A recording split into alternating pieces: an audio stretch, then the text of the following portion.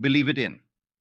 The objective reality of this world is solely produced by the human imagination, in which all things exist. Tonight, I hope to show you how to subjectively appropriate that which already exists in you and turn it into an objective fact. Your life is nothing more than the outpicturing of your imaginal activity, for your imagination fulfills itself in what your life becomes. The last year that Robert Frost was with us, he was interviewed by Life magazine and said, "Our founding fathers did not believe in the future. They believed it in." This is true. Having broken with England, our founding fathers could have established their own royalty here by making one of them the king, thereby perpetuating a royal family. They could have chosen a form of dictatorship. But they agreed to imagine a form of government that had not been tried since the days of the Greeks. Democracy is the most difficult form of government in the world. Yet, our founding fathers agreed to believe it in. They knew it would take place because they knew the power of belief. The power I hope to show you that you are tonight. To say, "I am going to be rich," will not make it happen. You must believe riches in by claiming within yourself, "I am rich." You must believe in the present tense because the active, creative power that you are is God. He is your awareness, and God alone acts and is. His name forever and ever is I am. Therefore, he can't say, "I will be rich," or "I was rich," but "I am rich." Claim what you want to be aware of here and now.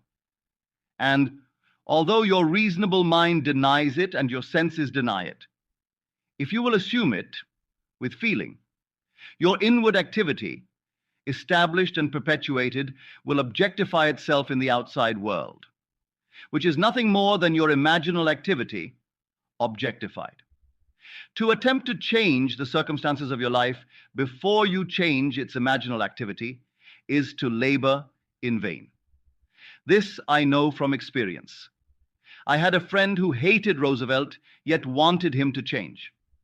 Every morning while shaving, my friend would tell Roosevelt off. He found great joy and satisfaction in this daily routine, yet could not understand why Roosevelt stayed the same. But I tell you, if you want someone to change, you must change your imaginal activity, for it is the one and only cause of your life. And you can believe anything in if you will not accept the facts your senses dictate. For nothing is impossible to imagine. And imagining, persisted in and believed, will create its own reality. Now all things exist in God, and he exists in you, and you exist in him. Your eternal body is the human imagination, and that is God himself. Your imagination is an actual body in which everything is contained. When you imagine, the thing itself comes out of that divine body, Jehovah.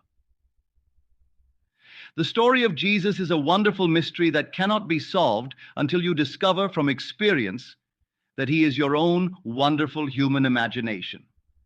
We are told that God speaks to man in a dream and unveils himself in a vision. Now, vision is a waking dream like this room, while a dream occurs when you are not fully awake. A few years ago, this vision was mine. I was taken in spirit into one of the early mansions on Fifth Avenue in New York City at the turn of the century. As I entered, I saw that 3 generations were present, and I heard the eldest man telling the others of their grandfather's secret. These are his words.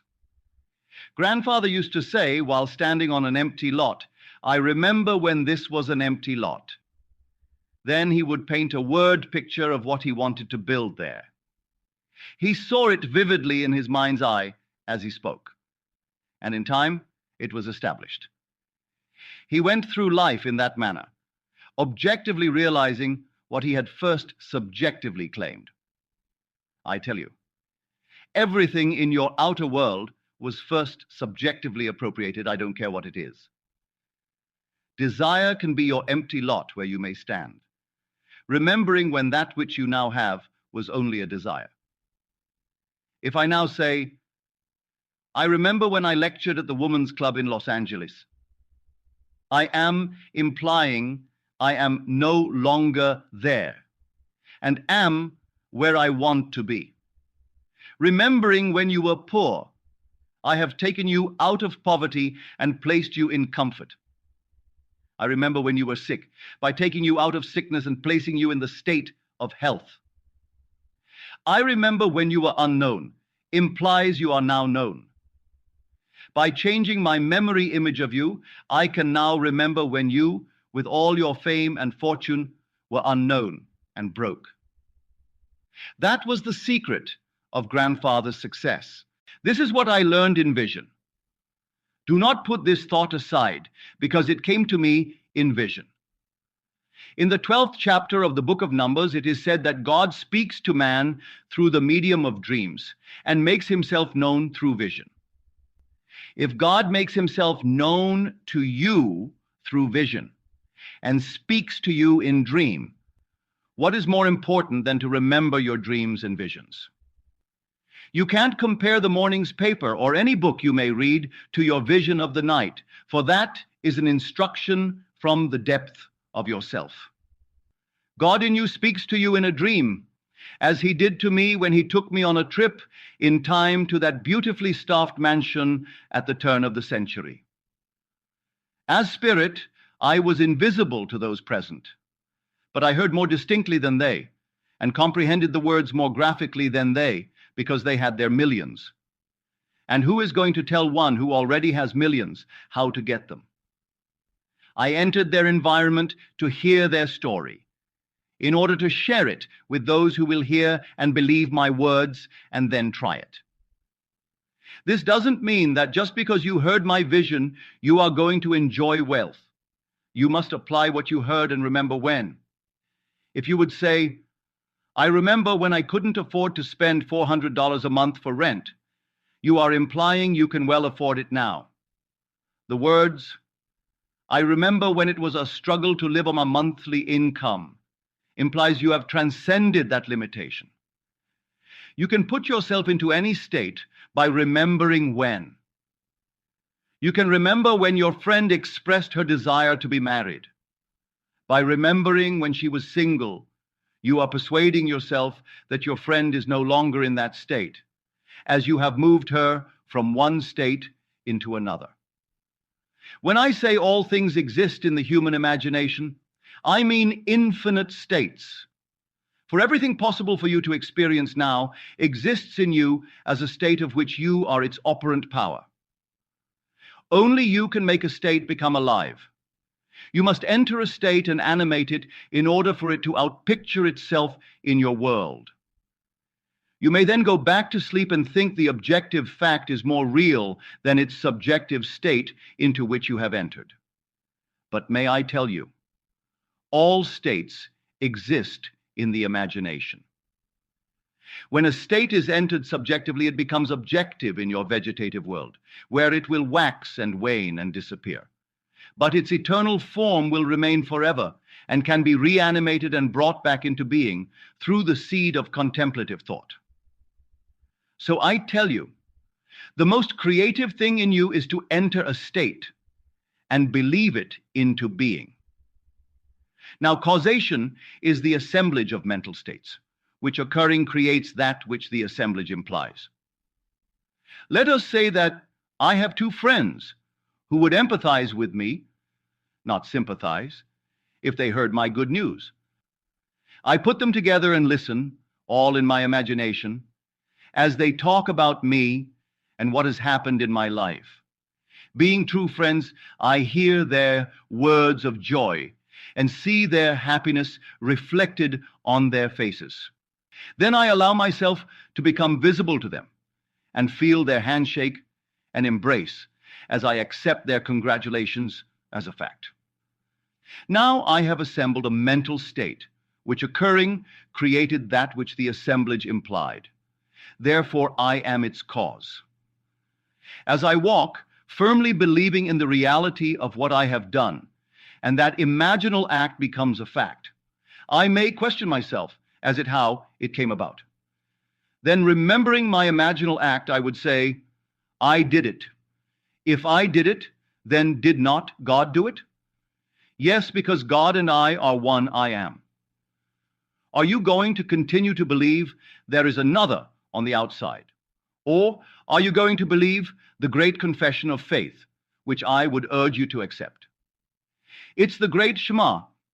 Hear, O Israel, the Lord our God, the Lord is one. If the Lord is one, he can't be two.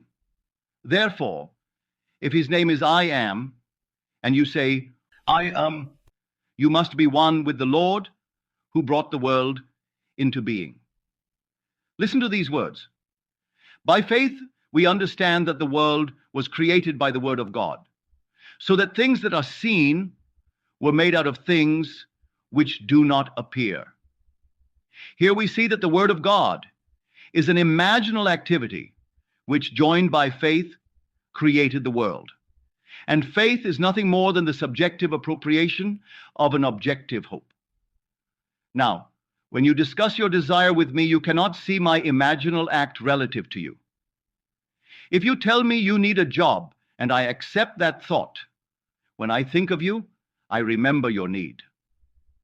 But if I changed your words and heard you tell me you loved your job, I could remember when you needed one.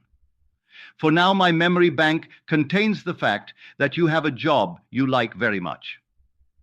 And when we meet again, you tell me that you have it. You are only bringing confirmation of my imaginal creative act. Use the law, and it will take you from success to success, as you conceive success to be. As far as I am concerned, success is to fulfill the promise, and you cannot do that through the law. The promise is fulfilled through faith. Are you holding true to the faith? Examine yourself to see if you are. I have told you an eternal story. Believe it, but do not change it. The story is this: God became you, that you may become God.